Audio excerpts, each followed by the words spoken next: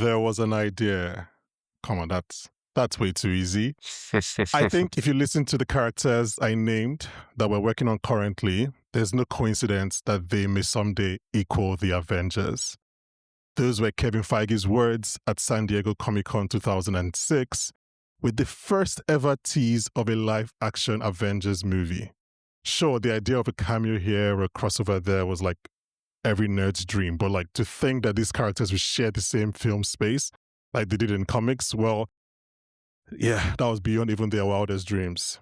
6 years on, one major recasting, and a bunch of normal people asking, really? His name is Captain America? And those dreams were very, very weird reality. Kevin Feige, more like Kevin Feigoat. Welcome to Popcorn for Dinner's MCU 12. At number 5, we have a Hulk. It's the Avengers.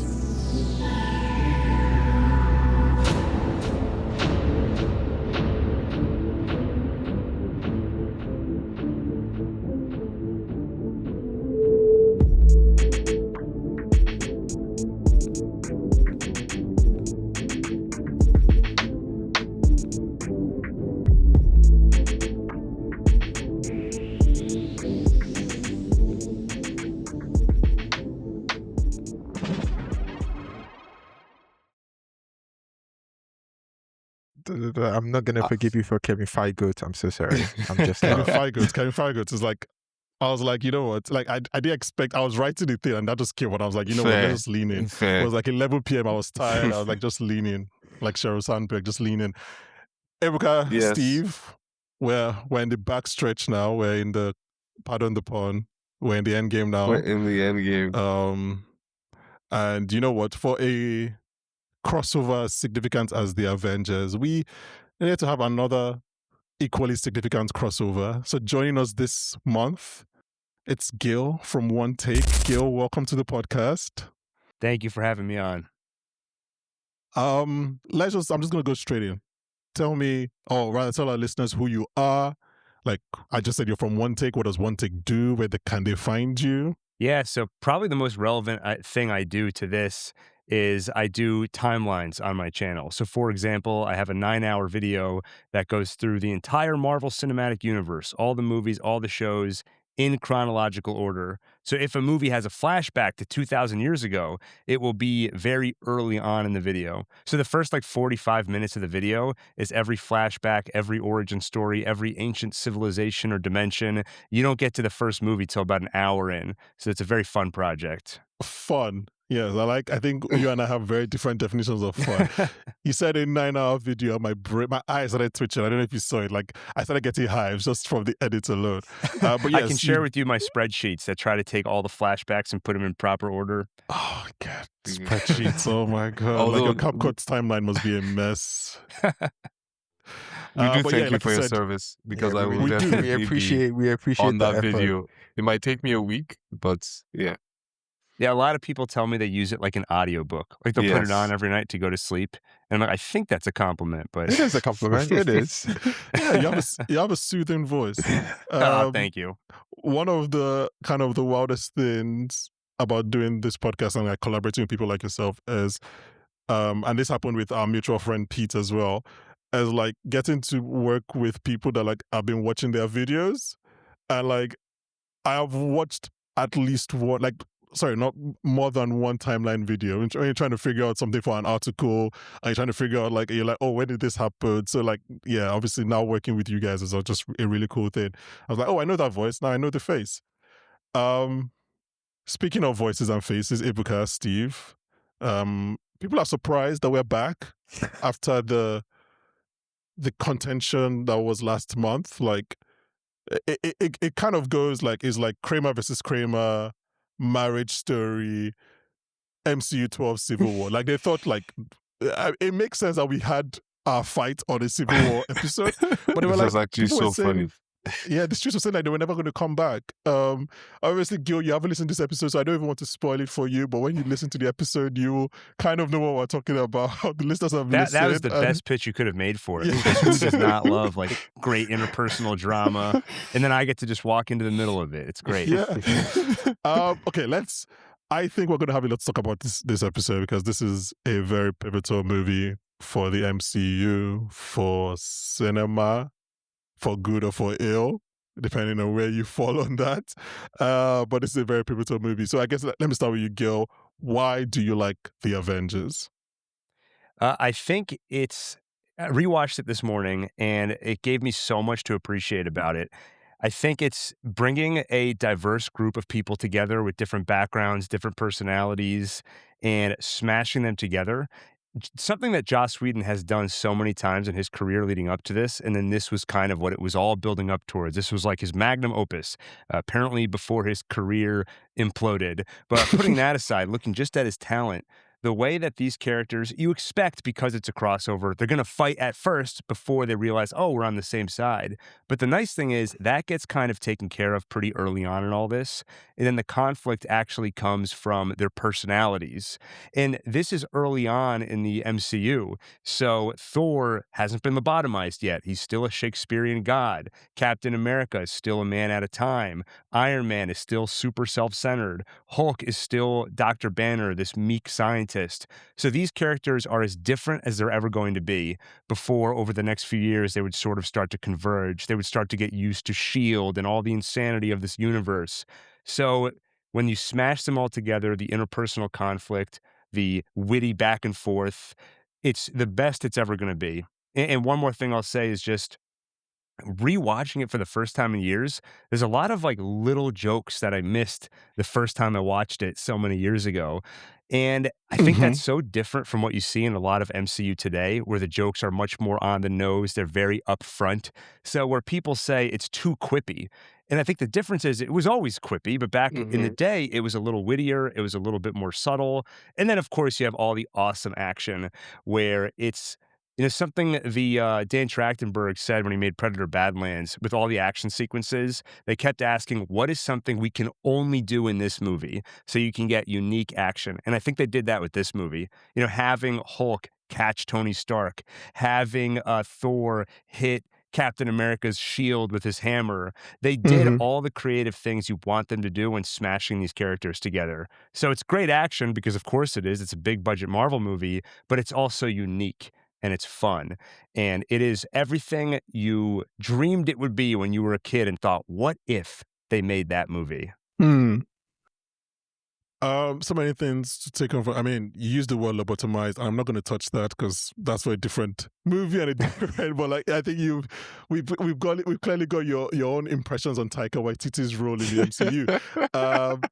But I was wondering how long it would take for Whedon to be mentioned. I tried to make my notes without writing him down, but like it was very, very difficult and almost impossible. So I think we will talk about the Whedon elephant in the room. But before then, like, Ebuka, what are your own thoughts on this movie? I love this movie. I think watching it back, I actually ended up liking it a lot more than I remembered. And I don't know, I don't think it's because of how the rest of the MCU has gone. I actually just think it's a very solid movie in its own right. And I think, as Gil was saying, all these characters are very early stage in our, understanding of them on the screen.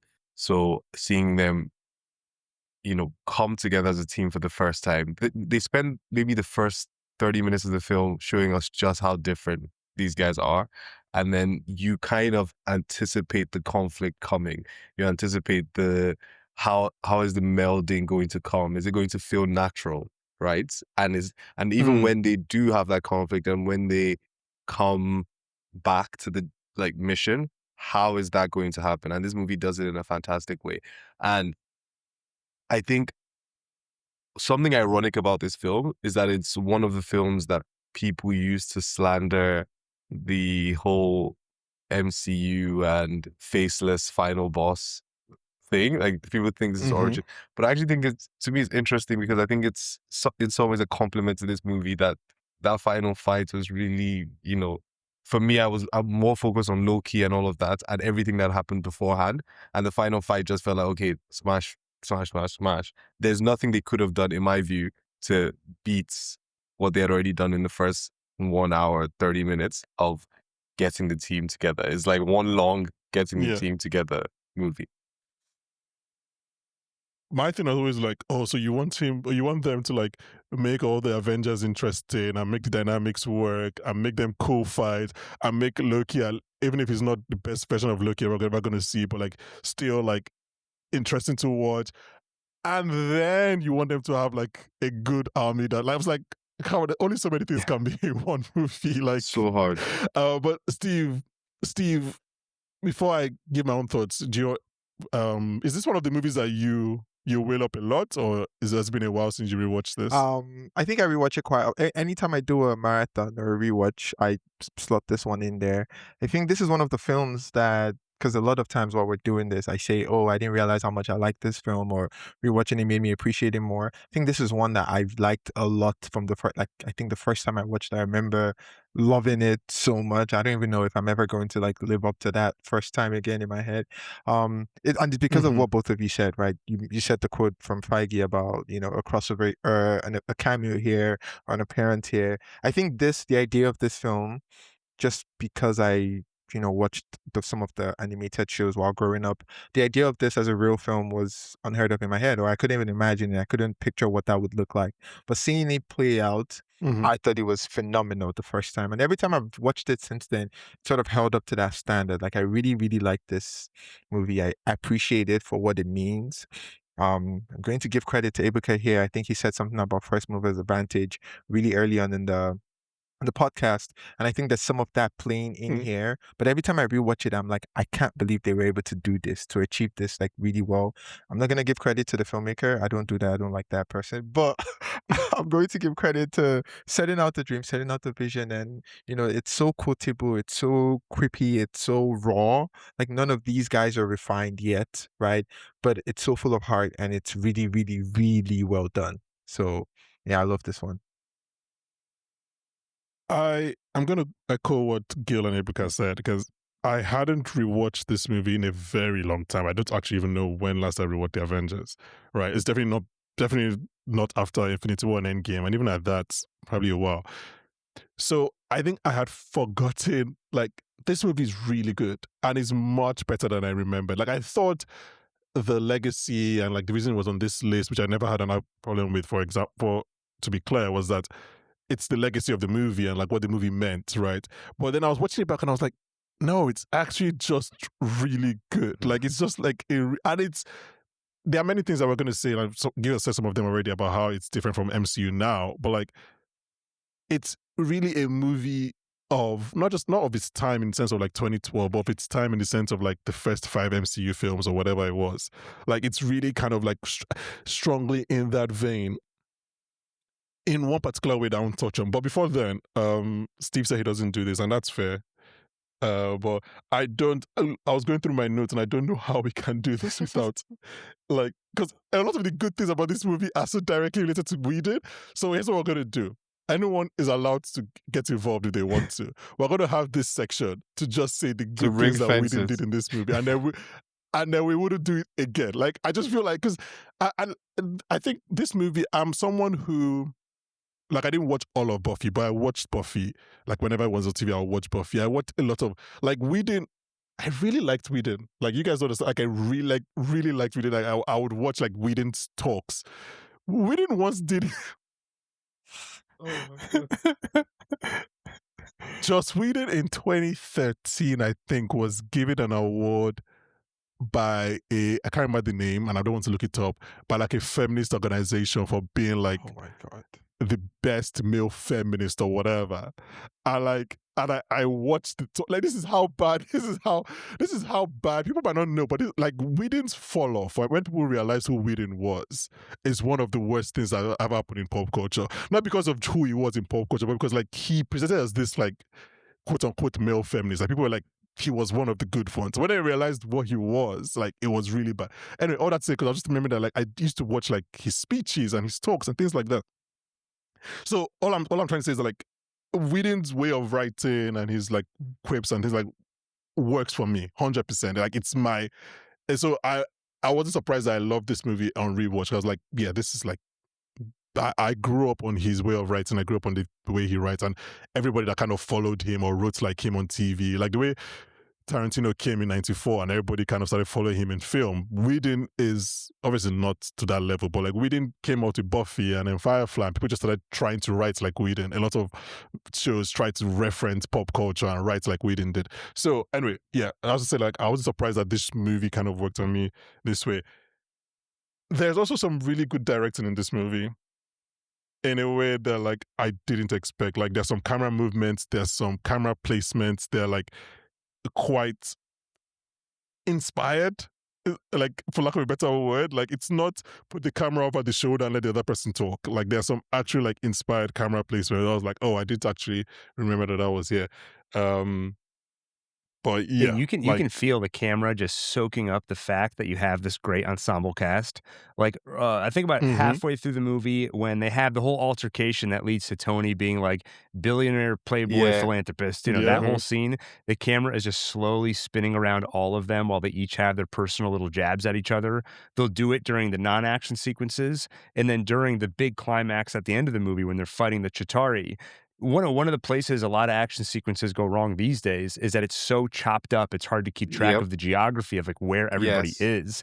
But in this movie, it's so important to show that everybody's contributing, even the guy who shoots arrows. And there's like one particular part where the camera just slowly swoops through the whole battlefield and like spends a few seconds like, here's what Hulk is up to, here's what Hawkeye is up to, and I was like, this is amazing. Yeah, and it's just little things. I think when Natasha is talking to Loki, there's a point when I don't know if the camera is on Loki or Natasha, but like the other person is in the reflection. That's not like he's not going to win an Oscar for that shot, but like it's something that we've kind of lacked in. Like it's just a way of like making this scene a little bit more exciting, right? There's a scene in the battle where I think Cap just finishes fighting somebody and like the camera just stays on like a like a rearview mirror. And that's where the rest of the scene plays on. We just see Cap talking in that rearview. Like, again, that's more interesting than just putting the camera on Cap's face. It's these little things where just like, again, how do we make this scene that could be boring a little bit more interesting? I was like, oh, actually, this movie is just well directed in some parts. Are just quite excellent. Anyway, I don't think I have any other praise for Whedon. So if anyone, I think we had this, you will get no. We had a mention of how much of the MCU ended up being in Tony Stark's image, for good or for bad, right? And there's an argument or a discussion to be had about how much of the MCU ended up in Whedon's image, for better or for worse. I 100%, but I think it's just like, the problem is that when you have someone as good as Whedon, people that then follow him, like, it to be a photocopy of a fax. Like, it's just like, you might try to do the quips and the pop culture, but like, it just always feels slightly off kilter. While we're on the quips and pop culture, something I found interesting about this film, and also ties into something Gil said earlier, is that the quips are in this film, but they feel less pandery. They feel like a joke that Tony would make because he thinks it's funny, but he knows nobody's going to get it. Like, he actually enjoys... because it's his natural... Yeah, it's his natural writing style, right? So it just flows, because you can tell that this is all just from one person's mind. It's not a committee that's like, oh, a joke should be here. Like, this will hit it's with just Twitter. Straight up... Twitter will love this. Like, It's just straight up like how he writes, and it's like just everything. So like everything, even though it's in different character voice, still feels like, okay, this is from one author.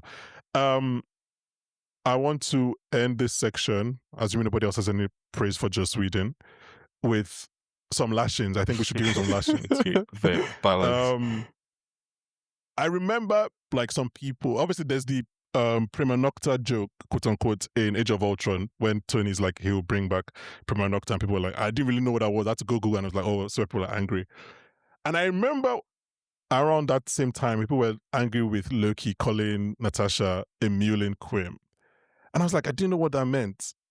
And then when you look it up, it's like, why is this line in this movie? This is like, And we looking back and like, oh, there were some signs that this guy was a psychopath. There was a sign that this guy was like, for anyone who doesn't know, and I don't want to like scandalize anybody, but basically a quim is an old-fashioned term. It's basically equivalent of the C word. Oh. The C word, the way Americans use it. Not the way UK people use it, the way Americans use it. So like it's and I was like, why is this here? And like Newlin is like crying. I was Yeah. like, what is going on here? Also, something else that robbed me of this movie. Pepper in this movie, like when in the scene with Tony at the beginning, she's wearing shorts. Okay. Pepper Potts has never worn shorts. Like it's like why are you dressing her like this? This is not right. And like I think now knowing who the director is, you're like, why? Like this woman never dresses like this. Like even when she's at home, relaxed. Yeah. It just felt very much like even like how Natasha looks in her opening scene. Like it's just lots of things. You're like, oh yeah, this is a guy who's like probably not great, but you don't know these things until you know who the person is. Anyway, Whack that nigga for me. Thank you. Yeah, not a good person. Yeah, going forward, I'll just say things about the direction and the writing, but I want to. It'll be like it was written by nobody. It just happened. Yeah, this is our section of talking about him as a person, and because. It would have been impossible, and I think also disingenuous to be like, it's like talking about Usual Suspects and be like, oh, that guy that acted as Kaiser Soze was like, I was like, we need to mention who the person is. Yeah. Anyway, okay. So my history with Avengers is I didn't watch it in the cinema, obviously, because I was in school or coming up from school, whatever. But I watched it on our version of cable a lot. But I never watched it from the beginning. Like I always started at different points. I started at like the Tony section, started at like the Bruce section, never at the Shield section. So like for years, I thought that Shield section was a different movie. Okay. Like I was like, what is this? I didn't know that the movie had that whole Shield section. It was just like a random thing. So I think maybe like 2013, I was like, okay, I want to watch everything I've missed since 2008 or whatever. And I started catching. I was like, oh, this. Like Nick Fury has this whole one act play in this movie that I had I didn't know about.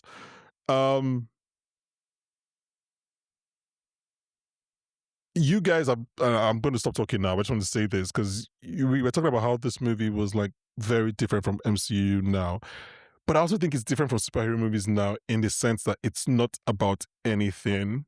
And I want to get you guys' thoughts about this. Like it's just bad guy has an army, wants to take over the world. Good guys come together to stop him. Like it's not about trauma. It's not about family. It's not about anything. Like it's just like every superhero movie now, even the big ones, the small ones, is about something like a big idea. And it was kind of refreshing to have this not be about anything like that. It was just like a kid was like, what do I do if Iron Man, Hulk, and Thor were together? Like, how do I make these toys play together? I don't know if this makes any sense. Or maybe I see like what you're saying. misreading. I think it's about something, but it's so broad and fundamental that it doesn't feel like it's picking on one specific thing. You know, because it'd be hard to do like 5 satisfying character arcs in the movie at the same time. So I feel like they do sort of focus in on Iron Man, and then it kind of becomes about him learning to sacrifice. That's kind of the thing they set up for him. But that is such a fundamental thing versus Thunderbolts, where it's very specifically about, you know, when you feel like you're alone and like you said, usually some flavor of trauma. And then it's like you said, it's about bringing these characters together and like learning to work together. And then the bad guy is really just there as a function of we need a thing for them to be versus. We need there to be a reason for them to come together. And it does feel, in a way, I don't know, simpler almost sounds like a pejorative, but watching this, it does feel like that's the word I simpler would times use. in a way. Simple. But yeah, I don't mean it as a pejorative. I just mean like, because like it was simple and refreshing. I was like, oh, okay, this is just, and I think also I should even say like watching it shows how good the movie is, because watching it back in a world where we expected for these movies to be about big ideas. Like the fact that it's still good and it's not about at least to me, a quote unquote big idea. I was like, yeah, I'm just kind of like enjoying this. Like obviously things are happening and people are dealing with stuff, but it's not anything close to exactly, like you said, Thunderbolts. Like, I don't think or whatever. it's simple, but it's not reductive, right? I remember back in our Thunderbolts episode, I made a claim that was largely, you know, disagreed with, that the person that most feels like the Wolverine is the Hulk, and I referenced the scene from this movie. for me for that. I think even though, watching it back now, I'm like, I don't know how I didn't see that it was going to be Iron Man to make the ultimate sacrifice. Like, it's been in our faces right there the whole time. And watching it again, I see, okay, how a big portion of the film is kind of going with him. But I think the Hulk also has this character arc going for him here as well that, you know, for the sake of the previous film and whatever happened with that, we don't really talk about that anymore. But they had to give him life and they had to give him a bit more meat, right? And you see that. You see what he's dealing with, the whole, if you're here to kill me, I can tell you that's not going to go well for everyone. I feel like for one of the first things that this person played by this actor in this world to say that, I think that's very scary, or that's very like, oh, okay, immediately right there we're throwing in it. And then some of the other stuff that he goes on to say, and they're making all these references to, oh, the Beast, we have a Hulk. Some of the best all of this dialogue in stuff. this entire film is in that scene. Exactly. And I think when he drops the ultimates, so I put a bullet in that, the other guy spits it out. There's a lot going on. So Yeah. it's simple. It's a coming together. It's you're assembling the guys, you're getting the band together in the garage, and then you're taking them from the garage to the field, from the field to New York, taking them all these places and seeing how they work together and who works well in this case or whatever. But I don't think it's reductive. I think there's still life and there's still things happening to people individually, separately. And for me, that's like, without this film, I wouldn't know how some people feel about some people. Or I wouldn't know just how much like Nat feels about Clint, like there's certain things that Yeah. I appreciate the film for, because they're able to delve into some of the little bits and pieces while keeping an eye on the big picture of come together and assemble. Yeah, I mean, even to that point, just quickly, like, the writing is really good because, like, for example, that Budapest line in my head, that was always in Ultron. At the point where we had been with these characters a lot more, but I was like, oh no, this is the first film that we're seeing these two characters together, and like that line is like a line that shows that these characters have a history. Like, it's like Budapest. Like, in my head, I was in Ultron when they're driving in the Humvee. So it's just one of those things that shows that, like, again, just writing these characters well. Gil mentioned earlier about the camera, and one of my things is like, since we're just on simplicity, let me just wrap up this point. It's like, the camera and the film are in awe of simple things in a way that we've lost in the MCU. Like, and my biggest example was when the boat becomes a helicarrier. Like, that feels, the camera feels special. The characters make it feel special. Everybody's like, wow, like there's an awe there. An awe that we don't have anymore. Maybe that's like just the way life goes. That's the way stories happen. It's been 20 years, right? But like, I was like, oh, that's just an awe that we don't, like, now to just go up in the air. Like, it's like we don't have an awe of like the things that happen anymore. Do you like, know what's crazy about that point, Yeah. Banky? Is that as soon as that scene happened, I literally went into my notes and I'm looking at them right now, and I wrote, this film has aura. Like, I hate to be one of the kids, but those first 20-something minutes and then culminating in what you say, like, this is a helicarrier that I've seen probably 20 times in these movies. I've seen cooler spaceships, but this movie just makes it like, yeah, look at this helicarrier. Yeah, I think that's, I mean, I guess aura is probably the best way of putting it. It's just like, it was just like, yeah, the film is like, this is cool and important, and we want you to think it's cool and important.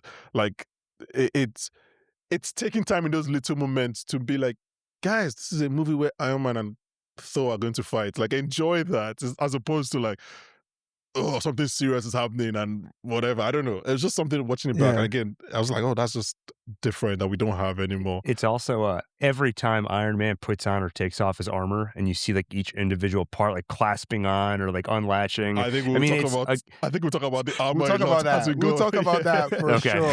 It's gonna come. No, another thing is it has extras too. Like, there's the extras are so involved that there's even memes about the extras, right? There's a clip that goes viral every time about one of the extras. Like, when they're in the helicarrier and Iron Man walks in and is like, oh, this person's doing this, this person's playing guys playing Gallagher. You're seeing the camera look around and like looking at actual real human beings doing stuff in the background. Like, again, to what Ebuka just said, there's a part where a fighter jet lands on the helicarrier and like you see the guys at the airport like directing it and like they're doing the stuff. I'm like, that's not something that in the Spider-Man movies the extras don't do anything. Like, it's very, very, what's that fair in Vegas called, or LA? the big I think sphere it's the thing. sphere. I think you got it. Oh, that's what it's called. Okay, yeah. My bad. When they're their making the marketing films, team like, was on break that week. There's like, just call it this fair. but yeah, it feels very not like that. It feels real, like practical as practical can be for something of this nature. So Yeah. that's another thing I really like about. Yeah, no, I agree with you. Yeah, it's just, And I I think have, they like- make a point to do that. Sorry, they make a Yeah. point to show that as well, right? Where even after they save the day, I think the film dedicates like 2 minutes to showing the reactions of random people to these Mhm. heroes, Yeah. which is a nice touch. Yeah. Also, maybe because it's been the one I've watched, like it's been a while since I watched it, right? But this is, out of the movies we've done, this has been my most rewarding rewatch. And where I just didn't I didn't realize it was this good. Same. Like, I think So maybe the far, others, 100%. yeah, the others are like, but like even the ones coming up, I kind of know them so well. Like, so, but like this one was just like, I was like, oh shit, you're actually just really fun, and we're in, and we're just going. Like, yeah. Anything else you guys want to touch on before we go into our categories? I've taken so much This might come up in oxygen. categories later. It might be a bit controversial when we do discuss it. But aside from the movie being underrated, I came away from this thinking Loki as a villain was super underrated. And I feel like he's rated in some circles, but I feel like this film, to me, he's really strong to me. I keep going back to those first 30 minutes, the part that you didn't realize was part of the film. Those are some really good fucking scenes. Yeah. I believe him to be scary. I believe him to be evil. In fact, I even almost not dislike, but I feel like Loki becoming more of a friend in the recent films has changed how people view him as a villain. They see him more as like the goofy trickster guy who was playing with Thor in Ragnarok. Whereas in this movie, I did buy Loki being extremely god. evil. Yeah. Yeah. But Yeah. let's talk about this. This is an intriguing one for me because I think this might be my worst version of Loki. That's fair enough, right? That's why I say like some people have their preferences, but I think I really enjoyed his villain Maybe performance. did you call him a gun just now? A god, yeah. Oh, a god. Oh, yeah, okay. I was gonna say like maybe because he's like a hired gun. Like I was like, I don't. There isn't like that's fair. Like they needed a villain, and it's easier to get someone that like the audience already knows. Right? Like it's Tom Hiddleston. Like some of the line deliveries here are just, I was like, Incredible. did you just walk off stage with Ian McKellen and then you're onto the set? Like some of the lines are just incredible. But yeah, I don't know. I was like, I've always kind of struggled. I mean, because I think in one, like, because he's probably the only good thing in Dark World.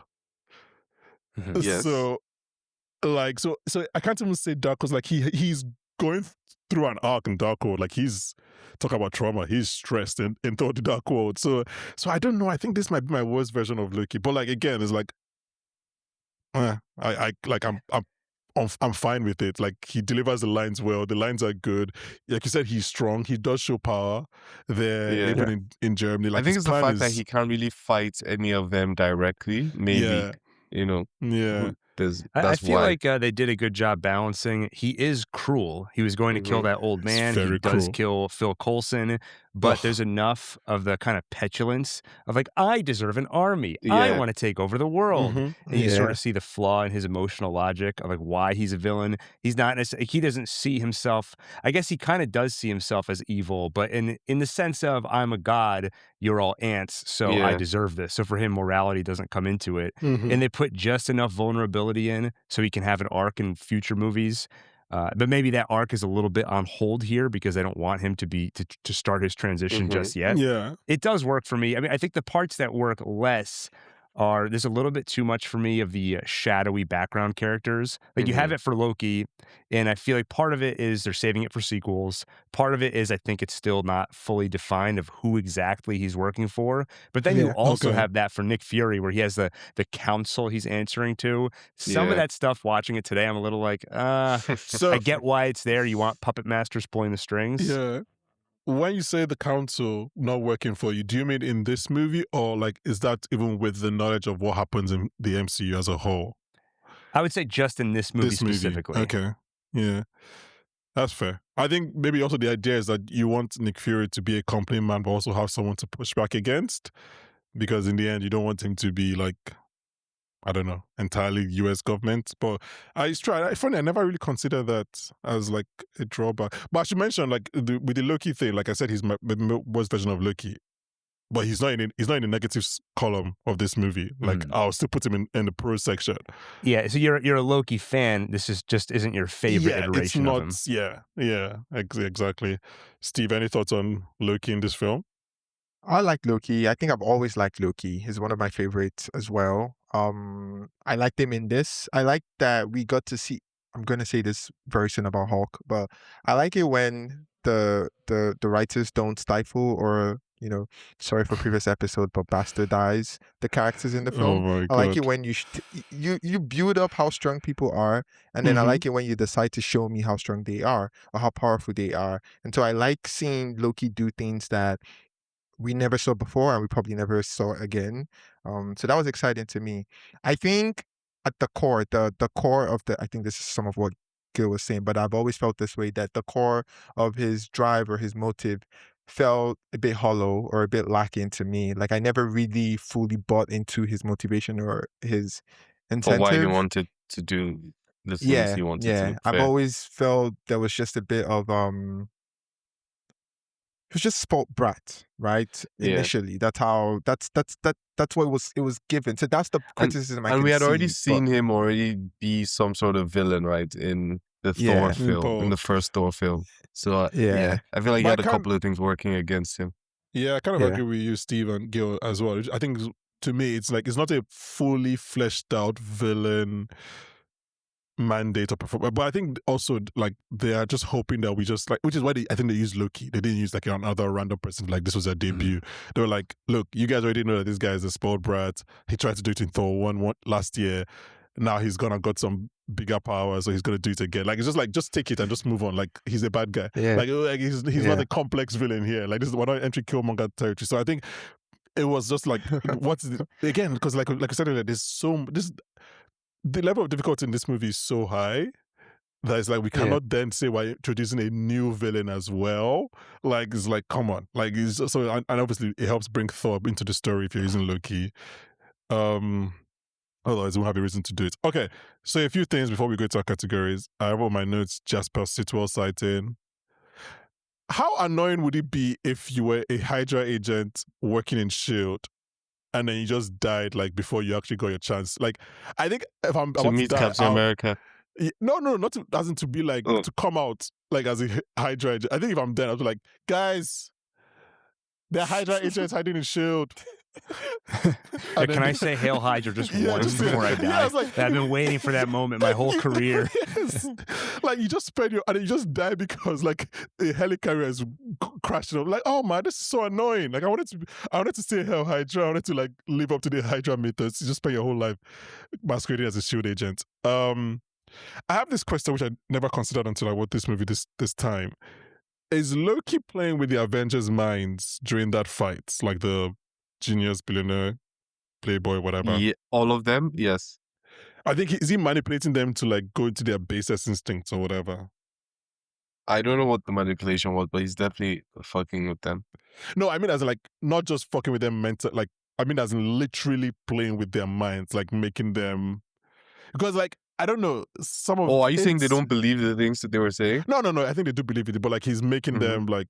He's like turning it up. Yes. Like in that scene, the camera at one point turns upside down and looks at all of them over the staff or the yeah. So it might be that the Mind Stone there is, like you said, it's real conflicts, but he's turning up the emotions. Yeah. And actually, more evidence for that too is that while they're all yelling at each other, they're like, "Whoa."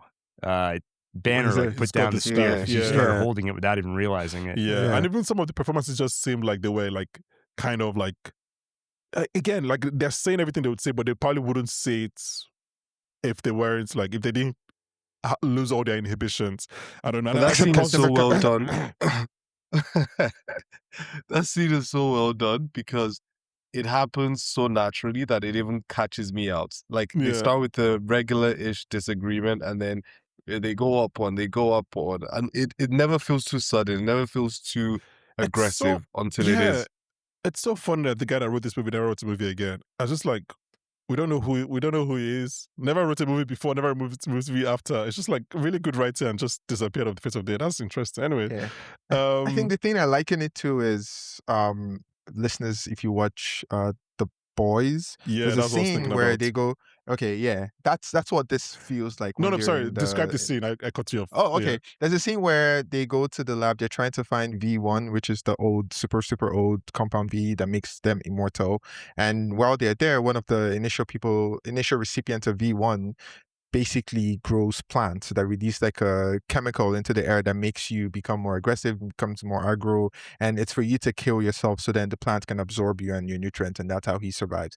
So I find that when when Fury was interrogating Loki, you get the sense that Loki is exactly where he wants to be. Oh yeah, for right? sure. But why Mhm. is he where he wants to be? And then it's not until you start seeing them fighting or infighting, and the anger is starting to build up that you realize, okay, this is why. And I think we've seen that he's capable of doing stuff like that, right? Planting.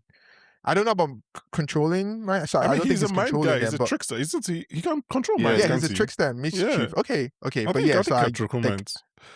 yeah, Yeah. and it accumulates or it climaxes when they have the whole staff thing. That's when I'm like, oh, okay, Yeah. that's what he's doing.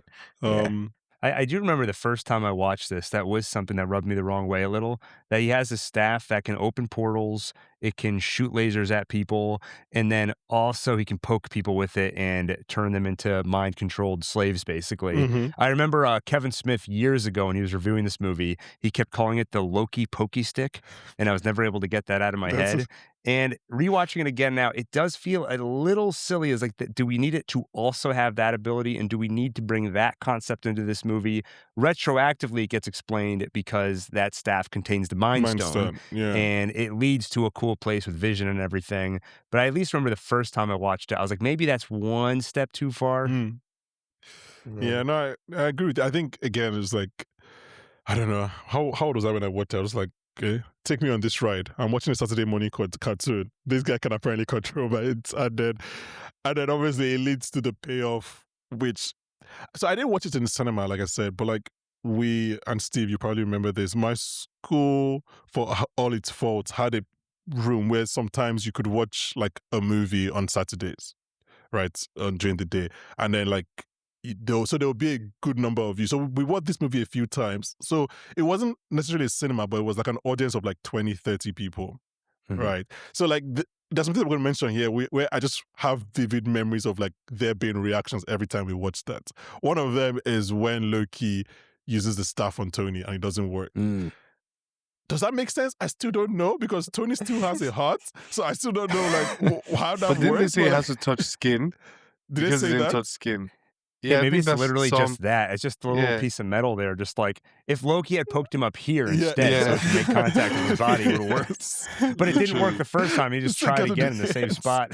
So what that makes it, I don't think so. But again, it was just one of the things I like. It was cool, and I think we're all kind of roughly around the same age. So like we all got this movie at a time where we weren't thinking too much about some of these things. Like the rule Yeah. of cool worked. Like if it's cool, then Yeah. we're moving on. Also, why did Tony just know that it wouldn't work? He was I don't think very he knew. confident. No, he But was I too mean- confident. He was way too Yeah. confident. Rule of He cool. walked into it basically. Performance. Anyway, okay, so I have a few things. And you guys can let me know if I miss anything. As the legacies stroke fallouts of this film. So Vulture gets tech from this So Oh, you're mostly it's- doing like mostly it's you're fallout discussing from the incident. yes, the incident. Yes, the incident. So mostly it's fallout from the incident. Vulture Sorry, obviously gets one more thing before Yeah, you go get ahead. into it. Go ahead. Why did they go with such an uninspired name? Because if I live in MCU New York, what incident are you referring to? Last week? But no, Or- but at that point there was only one. At that point there was Oh, only so He's a one. big one. Fair. Like There I was mean, one big incident. what do you call it? Because obviously, I guess they didn't want to do a date because that would be too The Battle of New triggering. York. But that's what it became eventually. Now, Yeah, I know, that's what I'm it's the saying, same way. It's the same way. I'm sure in 1938 they didn't call There was World only War the One Great World World War War. One. Yes, it was just the great. After a while, they're like, "Oh shit, we need to call it World War One," because Oh, they've been God. two. So I Fair. think at first it was the incident. They were like, "Oh man, guys, Sokovia." It's like let's just start calling them what they are. That's funny. What are the names? So yes, the incident. So fallout from the incident. So Vulture gets tech from there, obviously, which leads to Homecoming.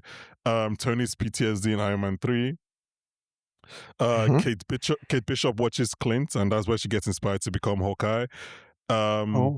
Housing prices in Hell's Kitchen drop, which allows Matt and Foggy a place for their office. I remember that from season 1 of Daredevil. Is there anything else? I can't. Is there anything else directly from this movie? Stroke from the incident. I think that's. There's probably a few that we're missing. Yeah, maybe there's 100%. There are a few that would be missing. That's why they built a new Avengers base. Avengers. Yeah, I think they moved Stark Tower, or they moved. No, but Stark Tower. No, that's the Ultron though. No, Stark Tower wasn't the Avengers. Stark Tower became the Avengers Tower. Right, they have the setup at the end of this movie where all the letters fall off except for the A. So Stark Tower is still Avengers Tower in Ultron. I didn't know Ultron that they do the base. Is there anything else? The only place my mind goes, it's the easy one though, is Avengers Endgame. They come back in time to this moment, but I know that's not what we're talking about. Well, I mean, I guess we could use that, good one. And then that goes into the Loki movie. That's Loki actually like a really good butterfly effect, because there was a point in this movie where Tony says security breach, and I think he uses the same security breach in the Endgame heist. Oh, fair. I think. I mean, it's possible. Yeah. Anything? So there's nothing else. In terms of impact? I can't think of anything, any of Fallout or whatever. I don't think there's anything for like. Yeah, hopefully not, because if there is, and I did the timeline and I don't remember, it's not going to be a good look. It's going to hurt my credibility. Well, I mean, it's 9 hours. But if I tell you guys what's so good about the MCU Infinity Saga, or what they've managed to do so far over the last 15-ish years, is the fact that watching this film again.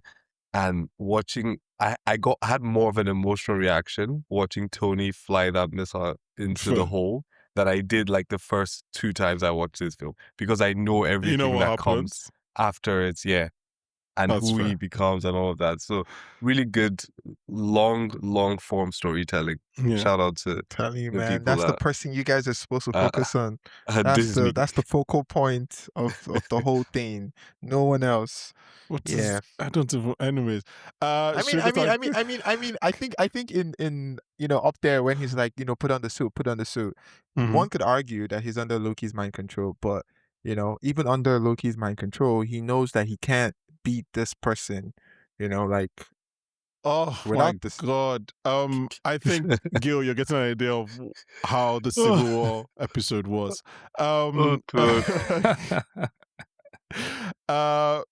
Anything else before we go to our categories? Any final shout outs?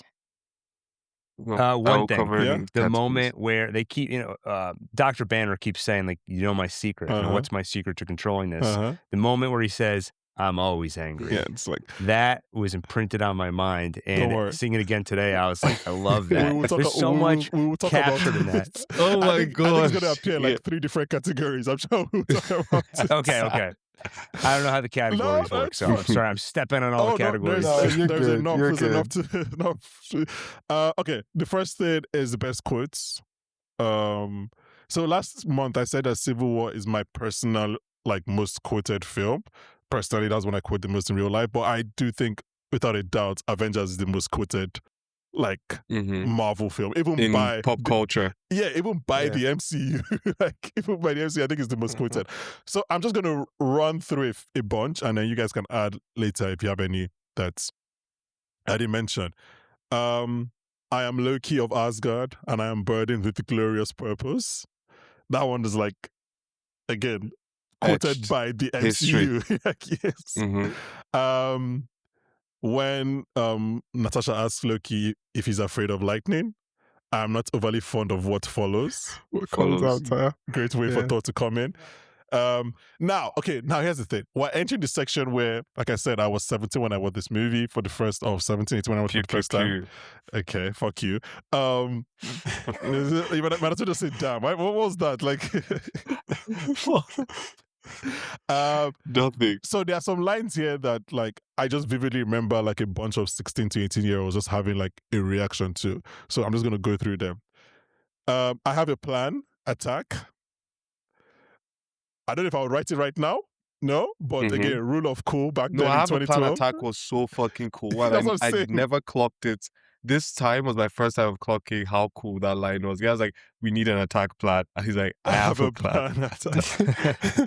Yeah.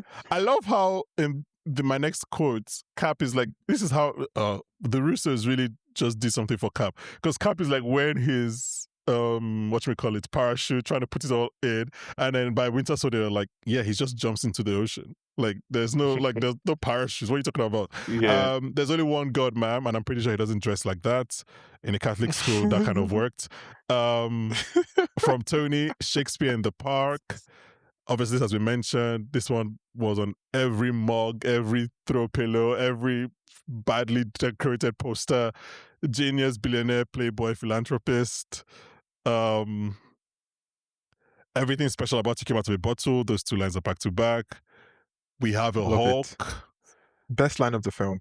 We have a Hulk, right? Yeah, I know. No. No, we have a Hulk. Why Yeah, we have a Hulk. Oh my God. And I'm just remembering at the beginning of the podcast when you asked me to introduce myself, Yes. I meant to say, like, I'm Gil, genius, billionaire, playboy, philanthropist. That- I forgot. that- Damn it.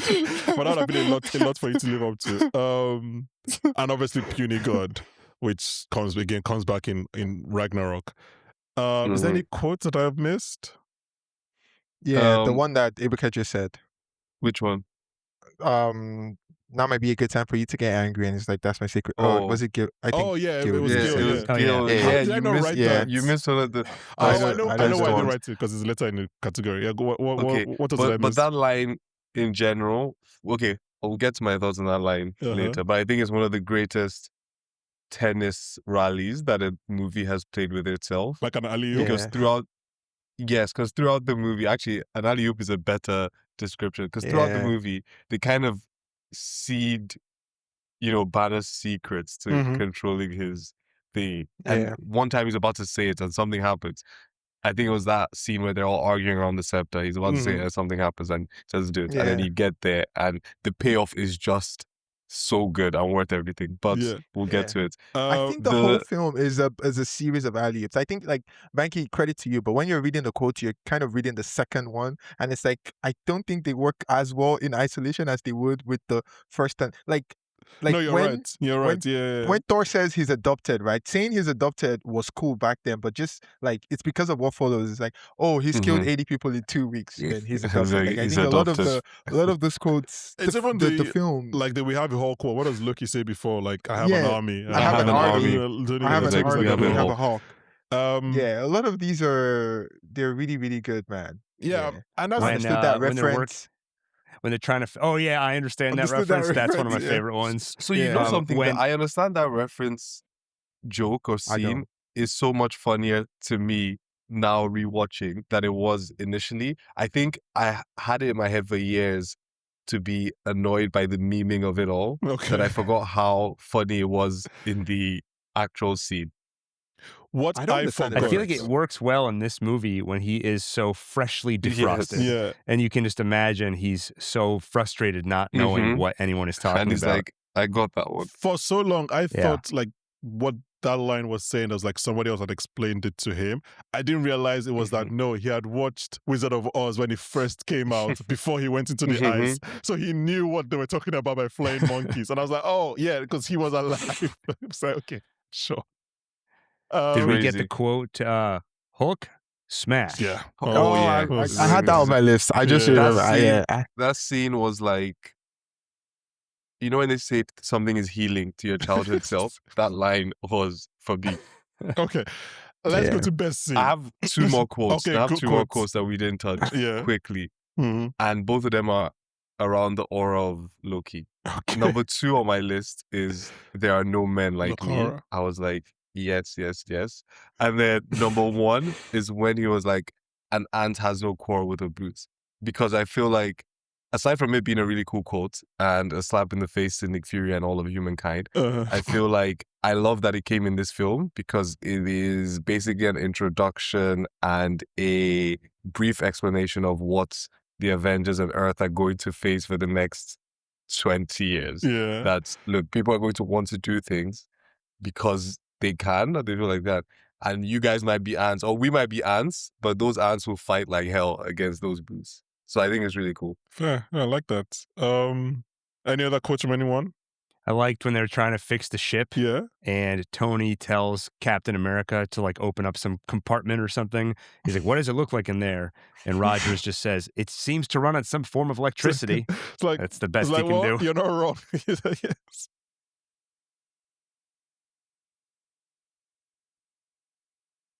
Yeah.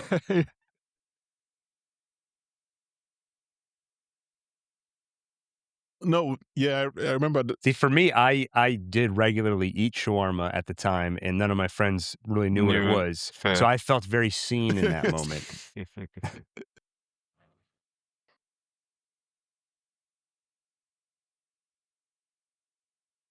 Mhm. He said his first name is Egypt.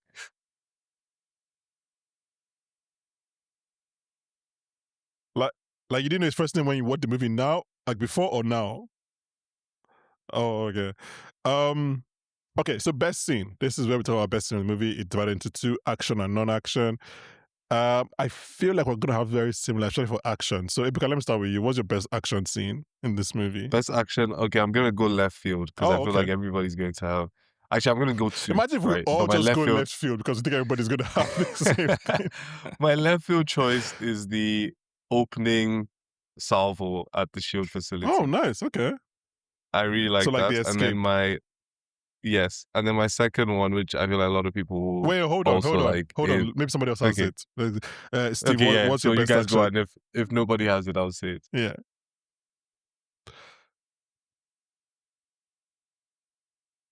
Which?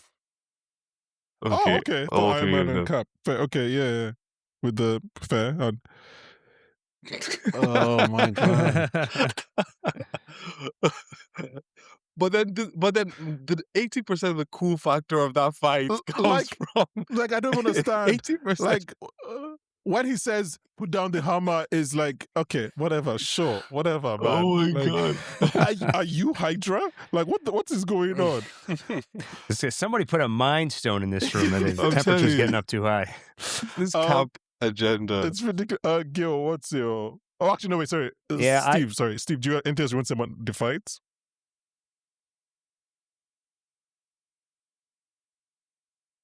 Okay.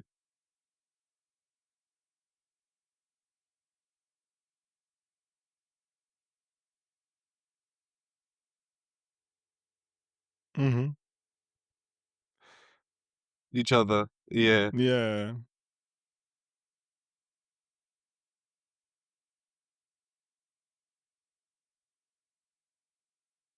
Yeah. Yeah. Yeah. Gil, best action scene? Yeah, I thought about going left field or picking the subversive choice Yeah. of like, oh, he's so interesting. He didn't go with the obvious one. But honestly, I feel like this movie does such a good job of building the action and truly saving the best for last. In that whole final sequence, yes, they're fighting faceless aliens, but it's all about seeing how they work together, the cinematography stuff we talked about earlier on in the podcast.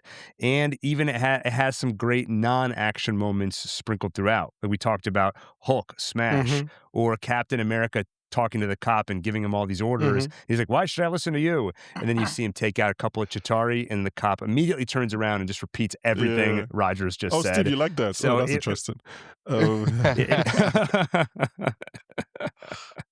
I can sense the tension. Okay, so my pick for best action scene, I was going to go left field as well and pick, but Okay. actually, lucky we've already mentioned it. I was going to, not necessarily the Chitauri fight entirely, but like the particular section that Gil mentioned earlier, the tracking shot that shows like all the Avengers like kind of doing something. Like I think it starts with, no, I don't know who it starts with. Maybe Barton? I don't know. It shall goes through all of them, and then, but instead I'll just go with what I think is the actual like. I think we all avoided saying this, which is like Thor versus Hawk. Like, isn't that So the best? that's what- Mm. So that's what I was going to say, but my love for that scene doesn't even just come from the Thor and Hulk of it all. It starts for me from when Banner starts to transform, because I really do feel the dread in that Yeah, moment. yeah, Because it shots- there's a lot at stake. And obviously, these guys are multi-million-dollar actors, so they should be good at their job. But like Scarlett Johansson is really good in that scene because she sells the dread. Like you can see on her face that she's just seen a monster.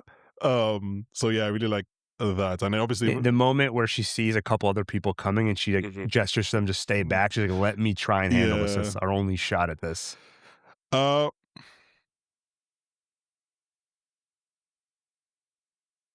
Yes, because it just has more stakes. These people are up in the middle of the air. They have a prisoner. People could realistically die because of Hulk going crazy. And the Hulk that we knew at this point, like Edward Norton's Hulk, was not one that you could do a controlled arena fight. Yeah, we don't like in Ragnarok. We already know they're friends. Like we know, like Thor is never gonna kill Hulk. Like he's just gonna like knock him out. Like in here, I mean, obviously, no, we know there's a movie and they're not gonna kill anybody. But here, it's still like you said, it's like the stakes are there. Still, is the rawest they're ever gonna be. Where it's just like these guys don't know each other. Like they could just like, for example, like we don't know if Thor goes into Berserker Rage now or something. I think it's kind of similar with the Iron Man and Thor thing in the park, where it's like Thor might be trying to kill Iron Man. Like when he shoots him with lightning enough to 400%. Like he doesn't know him from anywhere. He doesn't have any reason to trust him. So I think this is a better one, yeah. But obviously I think the White Steel one has like a better high. Like with Thor going full like God of Thunder kind of thing. Yeah, that's a better high. Yeah. They show off their powers more. My best non-action scene, I'll start, is there's so many good ones in this scene. And again, I'm trying to go left field because I think there's a one that everybody loves. We've already talked about it a lot this episode. But the Banner Natasha scene at the start, that's I literally said the best dialogue in this movie is in that scene. Yeah, okay, Steve, why don't you start? Talk about it.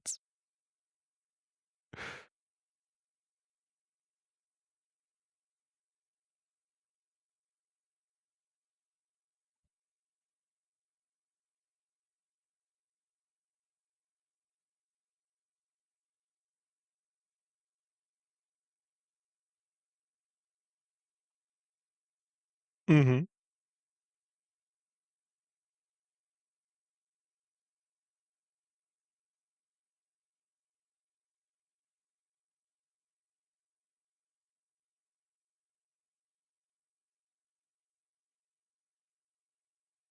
Mm-hmm.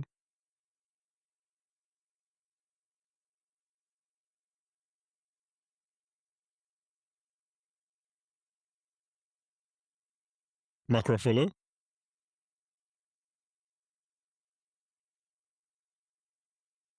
Mm.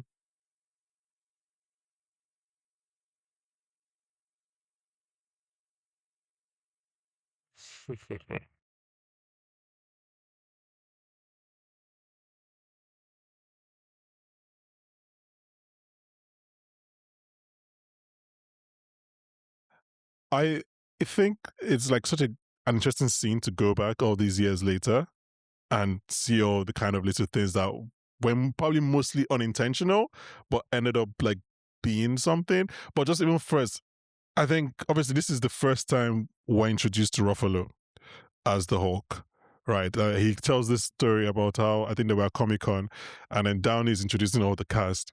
And I think he's ending with Ruffalo and he's like, and returning as Hulk is Mark Ruffalo, which obviously gives him like this moment of anxiety because like, oh fuck, they couldn't expect Edward Norton, like all of that stuff, right?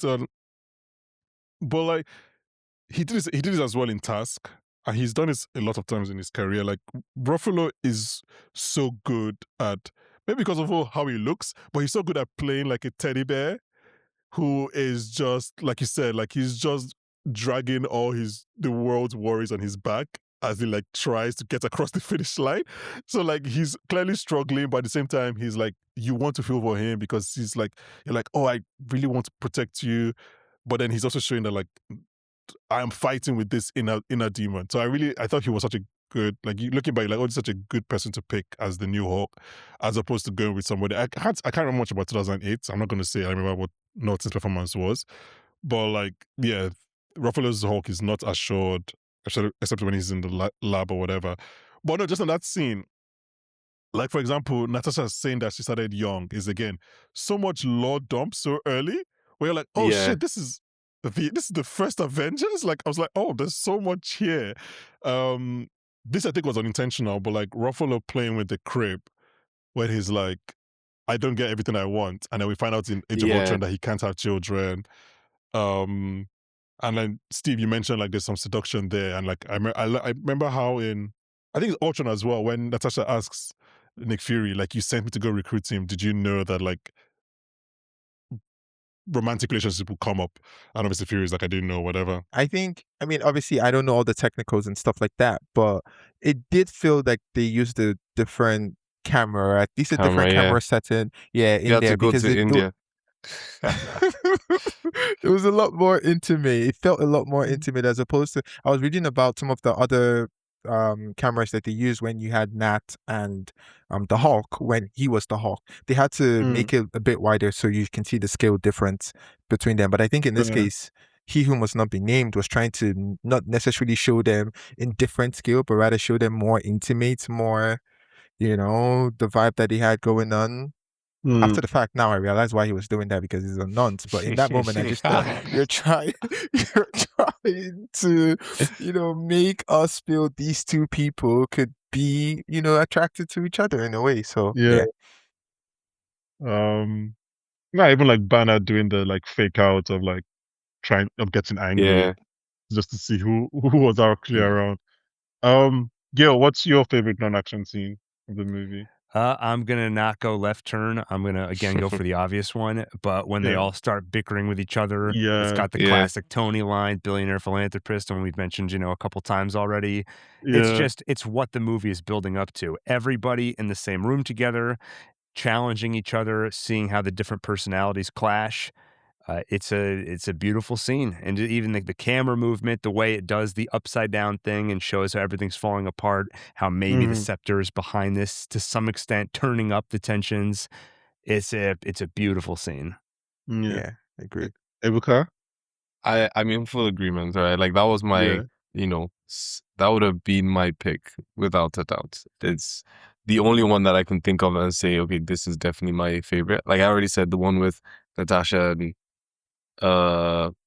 Bruce would have been up there as well, but this one is just perfect. And the fact that it starts from a perfectly fair question / argument, and they all have their differing stances, and Natasha is kind of on Shield's side. It's fantastic. Yeah. Steve, what's your pick? I think the Nat one was my pick. That's why I was like, oh, I can't believe you said that when you Oh said it. yeah, that's true. But Yeah, I'm going to introduce a hybrid, like an action, non-action, and only because Gil brought this up earlier. But I think this is my favorite suit removal, whatever you want to call it, to take down, to take off, whatever, in the entire MCU. And we've referenced this twice already. We've talked about it in Iron Man. We talked about it last week's episode. Civil War, yeah, we have to talk about, there's something that nanotech took away from us, and it's so sad. And it's where we are now. But pre-nanotech, it's important to remember that we had this, and like we literally had, and it looked so cool. And we're never gonna go back to it, but I'm glad that we got to see that. I don't know if you want to add anything, Gil. Yeah, that's an excellent segue into talking about peak. So peaks is where we discuss whether this is the character or whatever their peak in the MCU so far. And I'm going to start with what Steve was just talking about and ask you, Gil, this question. Because during Civil War, we asked what the peak of like Tony's Iron Man transformations were. We narrowed it down to 3. So it's this one from Avengers, it's the Monaco Grand Prix one from Iron Man 2 with the case and everything, and it's the helicopter one from Civil War with the finger and everything. I guess, what's your pick? Or do you have another one that we didn't mention? No, the one that immediately came to mind when you said it, it's not the best movie, but Iron Man 2, the way that it like, I mean, maybe between that or wasn't there the way he did it for the Hulkbuster armor in Age of Ultron? I think that and Iron Man 2 both have the interesting wrinkle of the parts of the suit are coming further. I guess in Iron Man 2, it's like the briefcase, right? I think that's the one my mind went to immediately. So that might be my favorite. It just has so many moving parts, and watching it unfold. There's just something satisfying about an intricate mechanism. It's like the same thing as watching a transformer, change from a vehicle into a robot. Yes. It's too bad when Thanos snapped his fingers, it should have been like, I erased half of all life, and also I erased nanotech. I love that. I like that. Okay, so does anyone think this is anyone? There's something we're going to get to. You guys, calm down. Just follow my lead. I promise. Does anyone think there's any characters or performance peak? So like Iron Yes. Man, Cap. Yes. Yes. Yes. Okay. Does anyone think except Hulk that this is anyone's peak? I was like, I'm gonna wow them with my choice. Stick with me here, Hulk. No, I said this Oh. before though. I don't think it's Bruce Banner's, but I think it's Hulk's. Right? I said that very early on, and I'm I sticking When think with it's did we it. Bruce Like, fall on Banner's as well. Ragnarok? I think Was it's it Bruce was Banner's it as well. was it that we just liked Ragnarok and we didn't think it was a peak? I can't remember. We recorded it so long ago. Because Are I you know talking we Ebuka as in surprised him? you by no, but you surprised me by liking you liked Yeah, Hulk Ragnarok in was Ragnarok, which is yeah. no, you liked Hulk in Ragnarok, which is surprising to me. Yes. But it was not his But peak. for me, peak Hulk to me is someone who is Is burdened with trauma, oh shit. and yeah, Okay. like Okay. Bruce is So in you this think movie. both He's found Banner and Hulk? happiness a little bit. Actually, no, it's just a different type of trauma. But yeah, I prefer the So one you in this think movie. in Avengers it's the peak for both Bruce Banner and for the Hulk? And yeah, Gil, do you agree? I think so. I mean, that one, like, if I think of Hulk in the MCU, I still Yeah. always go back to the one line, I'm always angry. And to yeah, me, Yeah. not only is it just a cool line on the face of it, it also has the implication that there is this underlying trauma, this monster that he is wrestling with 24/7, and that's the only way he can keep it under control. We use that. I feel like there's so many times in my life I want to reference that line. Like, my brother, he can fall asleep like this at any time, and he's like, the secret is I'm always tired. It's just such a flexible line. You can use it in so many different facets of life. yeah. Yeah, and I think I agree. I mean, I used that Hulk transformation by the Leviathan in our intro montage for this MCU 12 run. Because like I do think that's like the pinnacle of like Hulk's moment in the MCU. So I think I kind of agree with that. Any other character, any other Avenger? I think this is Tony, Cap, Thor, Clint, Natasha. This is the peak for Loki as a villain. No, like I where can else agree does with he that. do any As a villain, strictly as a yeah. villain, yeah, I can agree with that. So I do don't we think- consider lying to Thor at the end of Dark World and impersonating or like Odin? pretending he died? Yeah, and That's impersonating just Odin Loki being funny. really. I think those are That's closer to anti-hero yeah, behaviors, or yeah, like yeah, he was you just know, being funny. so villain is mischievous. Thor 1 and Avengers. That's where he stopped Yeah. being a villain. Yes. Yeah, Fair. I think so. I think you're right. He's more mischievous after this. This is the Yeah. last Yeah. time I think that we see him as truly a villain. Like, I am trying to conquer the world. Yeah, I think this is the peak for Hawkeye's ability, like with an arrow, with the bow and an arrow. Like, I know that's very specific and very nitty-gritty because we get to see Clint turns into a samurai for whatever reason eventually, and he turns into a ninja he was also at some sad. point. Yeah, Yeah. you know, So he wants all to kill that. people. Whatever. Have you never been that sad? No, I could definitely say that. But in terms of he gets called Legolas. That's in this film, right? Yeah.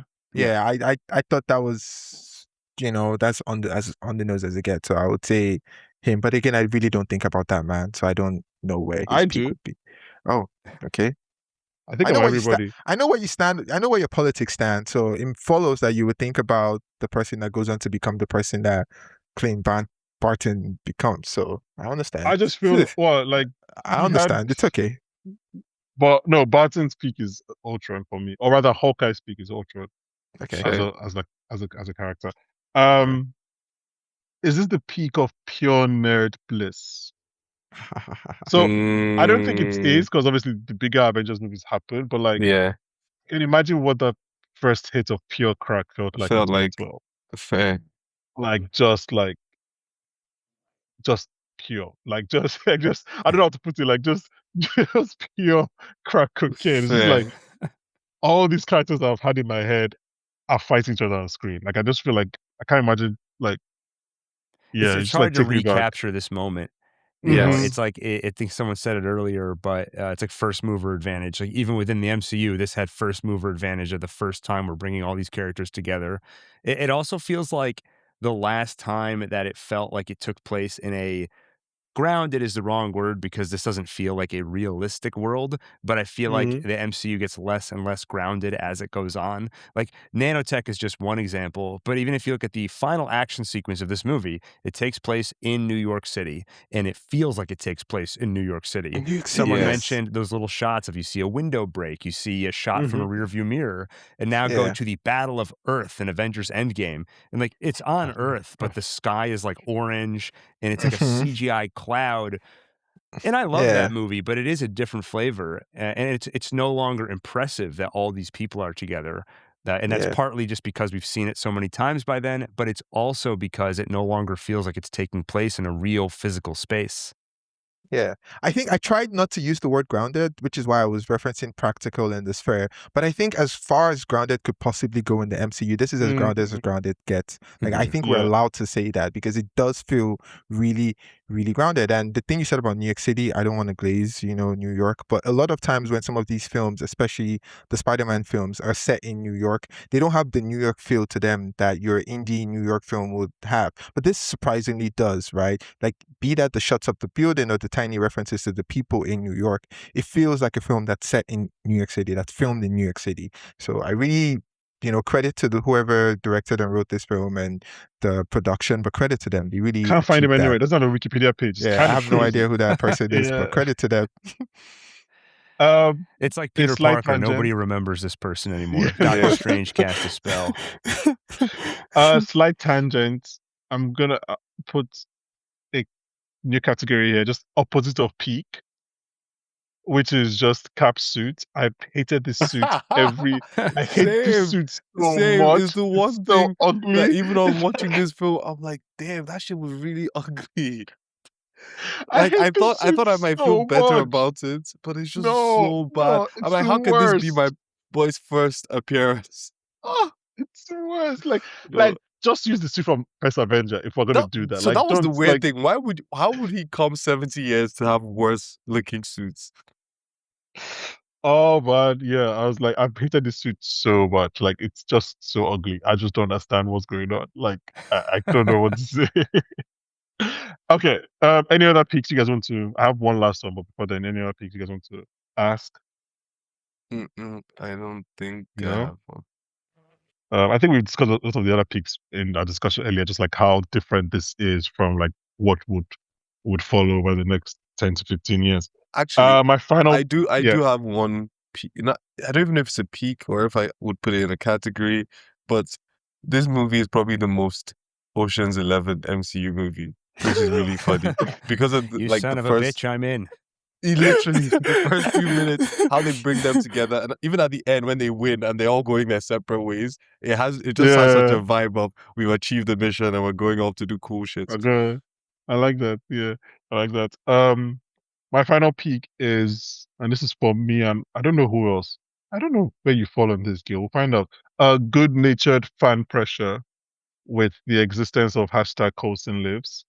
Mm. I'll be very surprised if you're listening to this podcast and you don't know what Coulson Lives is, but I'll just explain. So obviously, I've been holding on talking about Phil Coulson dying in this movie because what he does, and like fans were really kind of like taken aback by that. I think like 3 days later, there was like a hashtag Coulson Lives. It went worldwide for like months. It was like on billboards and everything. And it wasn't, not to call some people, but it wasn't the same way some people are in 2026 to 2020 in terms of fan, which is a good natured fan pressure. Like some people did pressure a multi-billion-dollar conglomerate to release a version of a movie, but nothing about that felt good natured. Everything about that felt really disgusting and icky. But like this was just pure, like nobody was insulted. It was just like Cousin Lives, and that influenced Disney and Marvel to make the ABC show Agents of Shield, which I watched and thoroughly enjoyed. Gil, were you an Agents of Shield watcher? I wasn't a diehard fan of it. I think I watched the first couple seasons and then I watched little bits here and there. Mm, I liked it. I don't think I didn't love it, but I did enjoy it. yeah, there were 6 of us, and the 6 of us kept it going every year. Every year, come April, come May, we're like, are we getting renewed? Are we getting renewed? And we like, I think we were on the bubble for all 7 seasons. I just kept on, but like, yeah, no, it was like, and it was a show that kind of really got its space, and like at first they were like really interacting with the MCU, like one of the best I part is remember like it was into very exciting at first because I was yeah, like, that's when, I mean, it was already impressive that they're doing all these interconnected movies. And then to take the next step and actually have it connect across mediums. I remember I was yeah, pretty hyped for those first couple episodes to see how they're yeah. going to pull it off. And then we realized that no, sorry, it's not a two-way connection. Yes. It's like the movies happen and the TV reacts, but like it doesn't work both ways. But I think like I remember that first season, we're all kind of like, what's going on in this show? It felt very procedural. Like they get a new thing every episode, right? And then at like episode 19, 20, around there about Winter Soldier happens. All right. And it was one of those weird ones. I think this was around the time. I think Winter Soldier was happening where I was in the UK and they were releasing movies a week early in the UK than in America. I sound so old right now. People don't know this, but like, yeah, around 2014, they would release the movies 1 week earlier. So it was a bit confusing for me, and I'll explain why. Because the week the movie released, the next week, the Agents of Shield episode directly referenced that movie in a Really? very pivotal way. Because the show is titled Agents of Shield. But in Winter Soldier, you realize that Shield people is are Hydra yeah. agents and Shield doesn't exist. So like that kind of, and everybody was like, "Oh, the show has arrived." Like it was one of those things where like every episode was kind of what's going on, and then by then, like I'm saying, like everyone, like from the AV clubs to whatever, like, "Oh, the show is like yeah," because now there was like we realized what they had been like kind of waiting for and working towards, and everything that happened. Obviously, there's a more like as would happen, one of the agents of Shield was a Hydra agent, and that had to kind of like so no, yeah, really fun show. Really enjoyed that show. It's so funny. Like it's one of the things that like every 6 months somebody on Twitter starts watching Agents of Shield, and then like the six of us are just like spurring them on. And I do mean like it's the only community I've seen on Twitter on the For You page that is not toxic, and that's the Agents. I think because we've been the bullied. We've been bullied, so just like we just want more people to come and watch it anyway. So yeah, Agent And I know Coulson there's always lives. rumors that they're going to finally bring back some elements of that show. Never Like happened. is there like an earthquake person by the end of the series or Quake, something? yeah, Quake, yeah. Chloe Everyone's always Bennett, like, yeah, Quake's going to be in Doomsday. it's never happened. Okay, so we can run through the last two. Ironically, the next one is titled "Run Through a Wall." This is the character that you didn't really care about before this movie, or you cared about after. Does anyone have any? Mark Ruffalo's Hulk. Yeah, that was kind of my Yeah. answer. I was like, I Yeah. didn't really care Okay, about the Ed Norton Mark, movie. so Mark Ruffalo's Hulk, not just Hulk. Yes. Yeah, not just Hulk. Okay, Mark then Ruffalo's Hulk. I can like that. I liked Coulson in which one did he appear in? Was it Iron Man or one or two? It was an Iron Man 1. Thor He as was well. Okay. Hulk. He was an Iron Man 2. I liked him he's in not- it, but I didn't know him, right? So in Fair. this one, I would run through a wall. This would be my run through a wall That's for fair. You him missed as well, one or two obviously. peaks actually. Because I feel like this was probably the peak for Hulk transformations because of that scene, obviously. Oh, Did I And not I also- mention? Oh, I thought. Mhm. Oh, you know what? It's on my list, but we talked about it so much that I didn't even like talk about it. But yeah, Fair. is this, guys? I'm sorry. Is knowing that this is the last time we see Hulk transform? Is this the Mhm. peak of Hulk transformation? Okay, let me ask you though, which is better, What? the one on the helicarrier or the one in New York? Come on, man. Come on.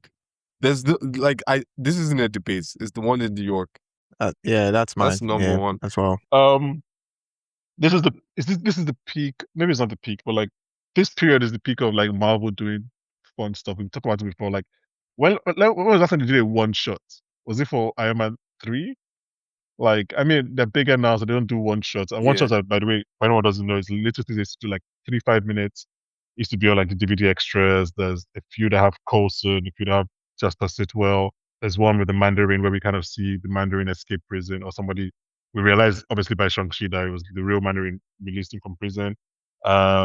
There's one called Item 47. There's one called A Funny Thing Happened on the Way to Like similar. Thor's Hammer. There's one called The Consultant, which references Tony. It was just like little things. I'm just realizing now how I sound. I'm sorry.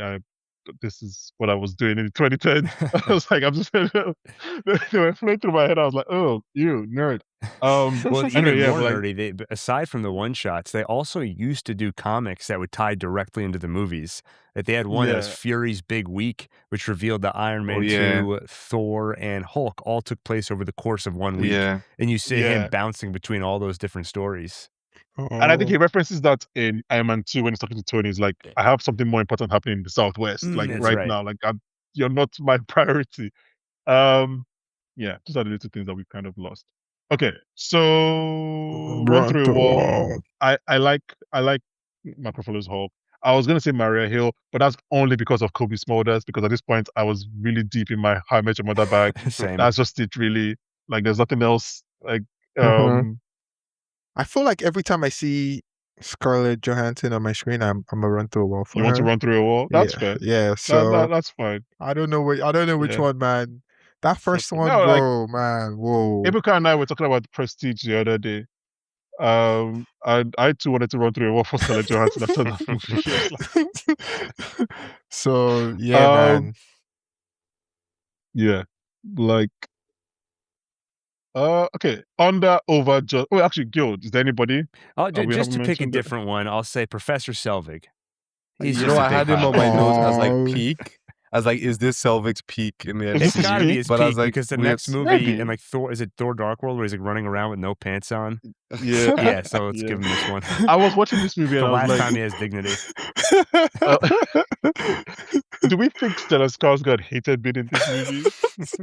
I was thinking about No, this when I was I don't Actually, think don't so. think so. No, I think he read- looks at his paycheck and he's like, "This feels Yeah. right." No, but it won't paycheck aside. Paycheck aside. Yeah. I was like, I also at think this every time, single he's one of the beside- Skarsgårds enjoys everything that they do. Like, Yeah, they don't talk exactly. about any Yeah, of these things with disgust or with Yeah. irritation. Like, they're just I think I like Nicolas Cage in that way. Where Yeah. like, there could be whatever, but like, we're gonna enjoy it. Yeah, I was thinking about this. I Yeah, think all of them. because you don't get Alex and Bill if your father is not like that. Yeah, Mhm. absolutely. Like, you don't get someone like Alex who can be in anything, Yeah. and Bill who just likes being in clown Yeah. makeup. Mhm. Like, you don't get those two guys if like your father is not a little bit like just down to clown. Yeah. Yeah, I agree with you. Yeah. Okay, film specific superlatives. I'll go through this very quickly and we'll wrap up. As if everybody has any, you can throw them in. My first is the roadie in Iron Man 1, Next Time Baby, to Ashley Johnson, who is the waitress in this movie, who very clearly that character was meant to be something bigger in the MCU. And it just never happened. The I Next Time apologize Baby for her. award. That's a funny. Like- that's a funny I love that. superlative. Watching it, I was like, yeah. And also, just on the Ashley Johnson thing, I did not know until last year that Ashley Johnson from from Avengers Waitress is also Ashley Johnson who played Ellie in The Last of Us. Hmm. Like, I knew the Ellie name, as but just in the never killer? kind of.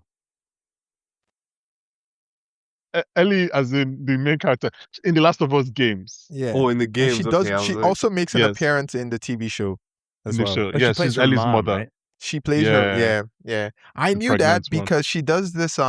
This is back when I used to be a nerd, guys. I'm no longer a nerd. Oh, I know what you're about to say, and this is gonna be so nerdy. Oh my god, welcome. Come in. The water is fine. No, she does this Go like ahead. she does this streaming thing. I forget what Yeah. they're called, and I only got into it D&D? because of Yeah. COVID. Yes, for D&D, and she's really funny. She's actually really, really, really funny. Like, she has a good comedic timing, and so I got into that. And then that was before Last of Us, and so I already knew that this was her. And when I saw her in The Last of Us, then it all made sense. Are you a Dungeons and Dragons person? No, I'm not. Did we not know this about I'm you? not. I don't play. I played the game maybe twice because I had a friend. so that you went were to watching Loyola. it for her. Why do you He'll say it run like through a that? wall That for sounds. her. That sounds. It's I mean, like- it sounds weird. No, Yeah, I was look. just fact finding. Guys, during COVID, we were trying anything. You could have told me to watch anything. I would have watched it, Okay. right? So during Okay. COVID, we were watching that because I think that was their peak as well, right? And so Okay, I wasn't playing fair. the games, but I was watching along because they would also like just talk about their life. Like, one of the episodes was a dinner party or something, and they are also talking about their own personal lives, but they're also cracking jokes Yeah. and stuff like that. So it was actually pretty cool to watch along, and that's why I Fair. did. I watched it, but Yeah. I only put it together like last year. Okay. My second superlative is the roadie in Iron Man 2. It's me. I'm here. Deal with it. Award to invite Joe Kyle, who plays a random police officer. He's the guy who comes to the police station and is like, things are going on. Not the sergeant, like the random police officer. But he also plays Daniel Souza in Agent Carter, Oh, which, yeah. And then the theories that became what we told ourselves in the fandom. Not we. What they told ourselves in the fandom was that he's like Like his character in Avengers is like his his great grandson or whatever. But like, yeah, he played 2 MCU characters. Fair. As you can tell, I was deep in the Marvel ABC bag. Never watched Inhumans though. I didn't do that one. But but Agent Carter and Agents of Shield, I did watch. My final superlative is the Saul. This is from Guardians of the Galaxy. If you guys remember, is the Saul Goodman in Breaking Bad? I know a guy who knows a guy who knows a guy award, or the Bankole that guy award. This episode it goes to Warren Cole, who is one of the like Shield agents. I don't think he's the guy playing Gallagher, but he's one of the guys we see his face the most out of the Shield agents on the helicarrier. To Steve's point. But I, at the time, knew him because I was watching the very short-lived USA show Common Law with Warren Cole and Michael Ealy, the Michael Ealy with the eyes. But he has now become a fan Ealy with the favorite. eyes. Yeah, just in case you don't know which player I'm talking about. Well, he's now become a fan favorite on Yellow Jackets, Warren Cole. So yeah, I knew him at that point. Those are all my superlatives. Anything else you guys want to say before we wrap up? I just want to thank you for giving me the opportunity to talk about a good movie, because a lot of podcasts don't treat me this well. I was on another podcast this week, Hack the Movies. And for that one, I had to travel. I had to get on a train to go to Pennsylvania. And first, it was to talk about Amazing Spider-Man 2. And then a few days later, X-Men Dark Phoenix. And not only that, I think I got infected with something because I came back the next day and I'm like coming down with a cold. Like literally, I think bad movies have damaged my immune system. So hopefully this makes me feel better. Oh my God, I'm so sorry. I am not laughing because of the Amazing Spider-Man. I'm gonna start using that one. Those are phenomenal movies. So I empathize with Don't you. say phenomenal, please. But that's a hell of. Please, I don't know about this podcast. Can you? I mean, no free ads, but just tell us what about, because why are you talking about those 3 movies? These are like this is not why these get made. Like, why are you talking about those 3 movies? Yeah, it's my buddy Tony. He does a podcast called Hack the Movies. I mean, he talks about all kinds of movies, whatever's relevant. And with the new Spider-Man coming out, he wants to release a compilation of all the Spider-Man reviews. And then he realized, oh crap, I haven't talked about these 2. So he always brings me in to clean up the mess. It was the same thing with X-Men. He's covered every X-Men movie. And he's like, oh, we haven't done Dark Phoenix. But maybe there's a reason. Maybe there's a reason he hasn't done those 3 yeah, I know. movies. He's been putting it off, and then he needs the help. He's like, I can't get through this. That's a special episode, though, because it has Ming Chen from Comic Book Men is on that podcast with us for this episode. Well, by the time this goes out, it's been a few weeks old. But like, you can send me the link, and I'll put it in the description. Okay, cool. No free ads, but it's for you. It's not even for me; it's for my friend. So he's gonna owe me after this. Okay, so Gil, we wrap up every episode. I know you just thanked us, but you might regret that in a second. By asking all our guests on a scale of 1 to 10, how, and this word is important, how hopeful are you for Avengers Doomsday? On a scale of 1 to 10? Yes. You give us the number and then you talk about it. 11. That's what I think he might be my favorite guest, actually. You know, like regardless of outside of this answer, I think I've just liked the temperament, and you know, I knew I liked you for a reason, Gil. Yeah, you're welcome back anytime. Thank you so much. Yeah.